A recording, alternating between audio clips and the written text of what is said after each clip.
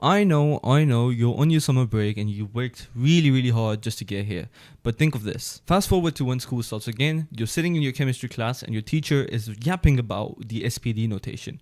And just think of the feeling that you'll have when you're the only one in the class who understands what the SPD notation is. The feeling of you understanding whatever she's teaching while everyone else is struggling is going to be quite a good feeling. So the question is, should you really be studying in the summer? And the answer is quite simple.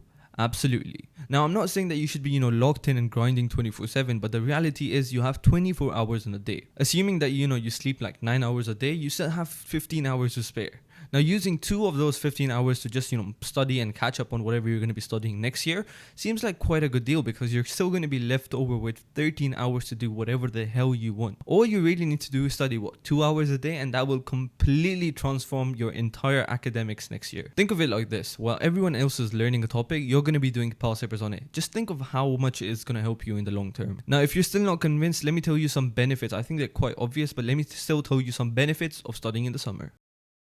First of all, when you go back to school, you're not going to be stressed at all. You can continue studying, but basically, because you've already covered major part of the syllabus, whatever the teacher's teaching, you're understanding. So you have no stress whatsoever when it comes to exams or class tests or whatever it is, because you've already studied whatever it was previously. Now, the second one is that it boosts your confidence in tests.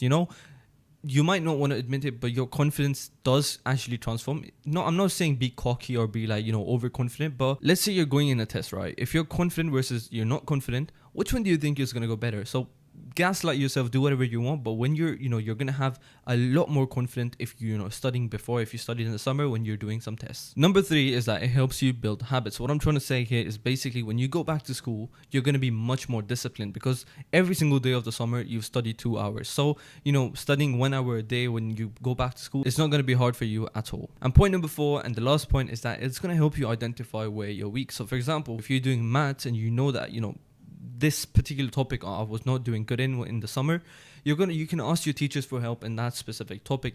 It's just going to make you a lot more self-aware of what I'm doing correct, what I'm good at, what I'm bad at, and it's just going to help you elevate your academics to another level. Now that we've established why you should be studying in the summer and how beneficial it is for you, let's talk about how you want to structure it. If you're doing A-levels, you're going to have 3 to 4 subjects at max. Some people do take 5 and 6, but they're kind of outliers, so we're going to be just assuming that you have 3 to 4 subjects. Personally, if you ask me what I would do, I would keep 1 subject a day. So for example, if I'm studying 2 hours on a Monday, I'm going to keep maths, and if I'm doing 2 hours on Tuesday, I'll keep chemistry, or Wednesday I'll do physics. So 1 subject a day would be the way I would go about it. If we take A-level ethics or maths for year 12, what I had were 2 papers. So I had Pure 1 and Pure 2, and each of them had around 8 topics. You could easily complete 1 maths topic a day if you really stuck to it, followed by some questions as well. Now, taking that exact logic, if you studied around 9 to 10 days of maths, you could have easily completed half of the syllabus.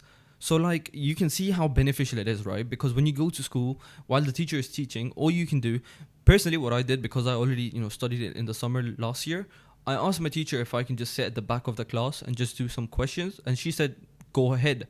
So what that allowed me to do is that while everyone else was learning a topic for the first time, I was just doing questions. So once again, should you be studying in the summer? I think absolutely you should. If you want to, elevate your academics, get much better grades, and, be less stressed and just have more time for yourself during your A-levels, I think if you start in the summer, you could easily achieve all of that. So if you ask me, you should absolutely start studying in the summer. Is it something that I regret not doing? Absolutely. Sometimes I wish I did, study a lot more than I did in the summer itself, so that I could have had an advantage over others. But unfortunately, I didn't, and I cannot regret, the past. So what I can do is help you guys not make the same mistakes as I did. So please study in the summer. Your future self will thank you a lot. So yeah, there you have it. Start studying now so that you can get ahead of everyone else in your class and get much better grades than you could have ever imagined to get. If you like this video, please go ahead and leave a like right now. You can subscribe to the channel right over here because I really do need the support, and you can check this video out on whatever mistakes I made in A-levels. Hopefully I'll see you guys very soon. Take care and goodbye.